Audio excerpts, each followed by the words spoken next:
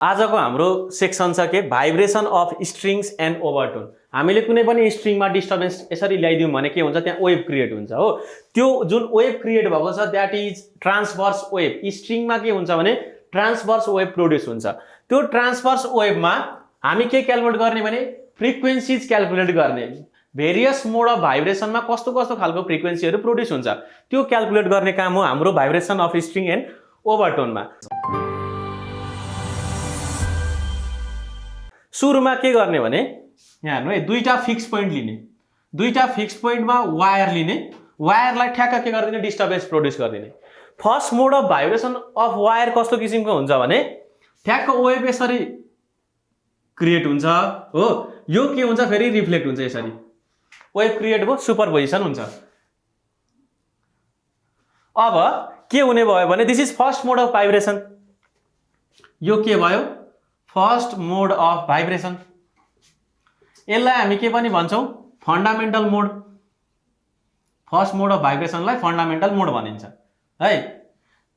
यो भन्दा सानो मोड अफ भाइब्रेसन हुँदैन भन्न खोजेको। अब तपाईको यो वेभको यहाँदेखि यहाँसम्मको वायरको लेन्थ कति छ, एल छ। वायरको लेन्थ एल छ। अब भाइब्रेसन प्रोड्युस भयो कस्तो खालको first mode of vibration. First mode of भाइब्रेसनमा हामी वेभ लेन्थ हेर्ने कति छ, यो वेभमा वेभ लेन्थको कति पाटो इन्क्लुड छ, यो वेभमा वेभ लेन्थको कति पाटो इन्क्लुड छ हेर्नु पर्यो। वेभ कस्तो हुन्छ, यस्तो हुन्छ वेभको नेचर हो। यहाँदेखि यहाँसम्मको पाटो भनेको λ/2 हो नि। यो पुरै लेम्दा भएपछि यो यहाँदेखि यहाँसम्मको पाटो कति λ/2 भनेपछि यो वेभमा कति इन्क्लुड भएको छ वेभ लेन्थको पाटो, वेभ लेन्थको λ/2 पार्ट इन्क्लुड भएको छ भनेपछि यहाँ हेर्नु है, length of wire L is equal to कति हुने रहेछ λ/2। वेभ लेन्थ पाइ कति 2। यसलाई मैले λ1/2 पनि लेख्दिएँ है। अब λ1 इज इक्वल टु कति हुने रहेछ, ट्वाइस एल हुने रहेछ।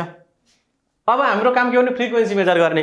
फन्डामेन्टल मोड अफ भाइब्रेसनमा फ्रिक्वेन्सी मेजर गर्नु पर्यो। Frequency f1 is equal to कति हुने भयो v/λ हो, velocity by wave length. Velocity भनेको भेलोसिटी भइहाल्यो हो, लेम्दा भनेको कति छ ट्वाइस एल छ। अब स्ट्रेच स्ट्रिङ छ, यो के हो स्ट्रिङ हो, वायर हो। यो वायरमा के छ यहाँ भेलोसिटी छ। Velocity of transverse wave in a stretch string भनेर हामीले निकालेको छ velocity is equal to √T/μ where T is tension, μ is mass per unit length. अब v को भ्यालु यहाँ रिप्लेस गरिदिउँ 1/2 L हो, √T बाई कति आयो μ आयो। This is fundamental frequency. यसलाई के भन्छौँ हामी फन्डामेन्टल फ्रिक्वेन्सी भन्छौँ। अब फर्स्ट ओभरटोन हेरौँ है। फर्स्ट ओभरटोन भनेको सेकेन्ड मोड अफ भाइब्रेसन। अब सेकेन्ड मोड अफ भाइब्रेसन यसलाई भन्छौँ हामी फर्स्ट ओभरटोन। यसको फिगर बनाउँदा कस्तो किसिमको हुन्छ भने सेम लेन्थ लिने वायरको, बट यसमा चाहिँ के हुनु पर्यो फर्स्ट ओभरटोन अप्टेन हुनु पर्यो, सेकेन्ड मोड अफ भाइब्रेसन हुनु पर्यो। यसको लागि के हुन्छ, यसरी पुग्यो, अब के भयो रिफ्लेक्ट भएर फर्क्यो फेरि हो, यस्तो भयो। यहाँनिर के हुन्छ भने यहाँ node formation, node formation, node formation, यहाँनिर एन्टी नोड अनि यहाँ के हुन्छ एन्टी नोड हुन्छ। म्याक्सिमम एम्प्लिट्युड भएको ठाउँ के एन्टी नोड, मिनिमम एम्प्लिट्युड अथवा 0 एम्प्लिट्युड भएको ठाउँ के हो नोड हो। अब सेम लेन्थ अफ वायर लिएको छ हो, वायरको त्यही लेन्थ लिएको छ एल भन्ने। अब यहाँ चाहिँ हामीले कति भाग चाहिँ इन्क्लुड भएको छ वेभ लेन्थको, ल हेरौँ।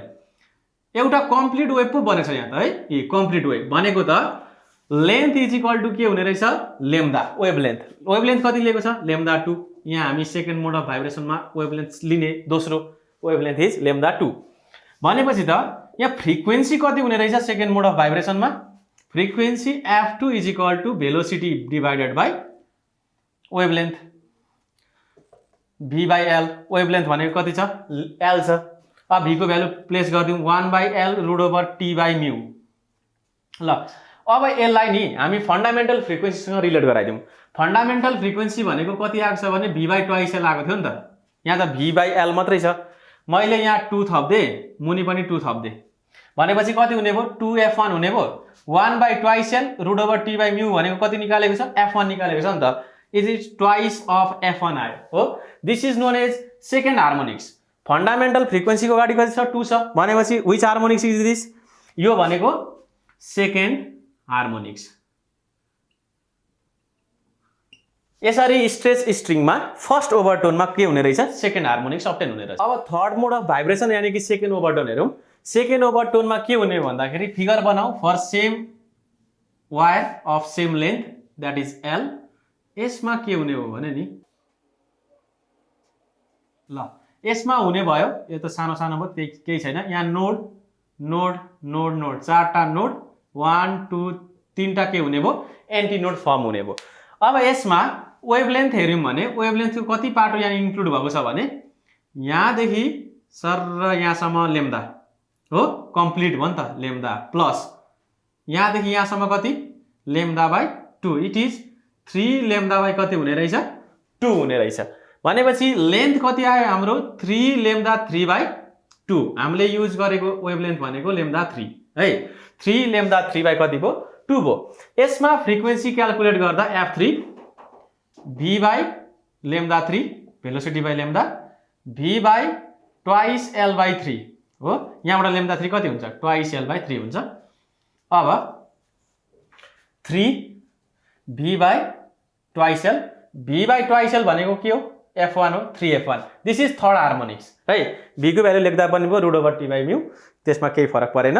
v बाई ट्वाइस l भनेको सिम्पली f1 हो, थर्ड हार्मोनिक्स अप्टेन भयो। यसरी स्ट्रेच स्ट्रिङमा हेर्दाखेरि स्ट्रेच स्ट्रिङमा भाइब्रेसन हेर्दाखेरि के पाइयो भने हाम्रो फ्रिक्वेन्सीजहरु चाहिँ प्रत्येक मोड अफ भाइब्रेसनमा फ्रिक्वेन्सीजहरु कस्तो पाइयो, frequencies are f1 twice f1 3f1 4f1 5f1 हुँदै हुँदै जाने रहेछ है। अल मोड्स अफ भाइब्रेसन पाइयो यहाँ, अल मोड अफ भाइब्रेसनमा अल हार्मोनिक्स पाइयो क्या।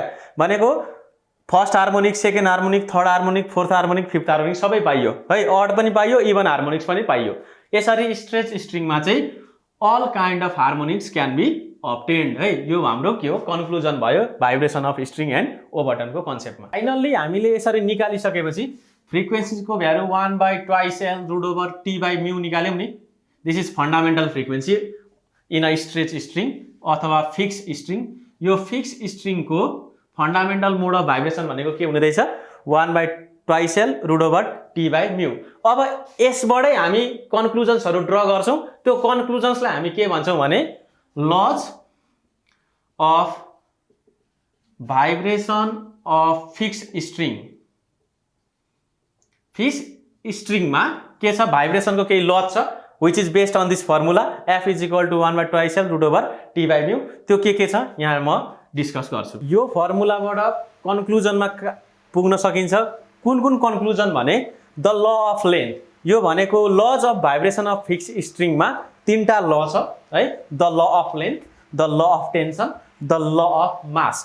अब के छ भने नि द ल अफ लेन्थ यीदेखि हेर्दिने the fundamental frequency is inversely proportional to the resonating length L of the string. यहाँ हेर्नु L हो, F is inversely proportional to L हो, F is inversely proportional to L।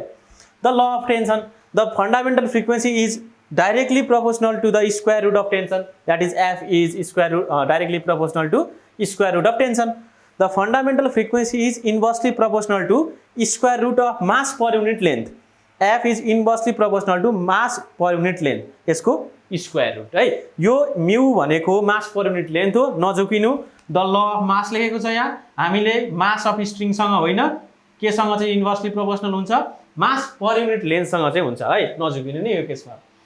These are the laws of vibration of a fixed string.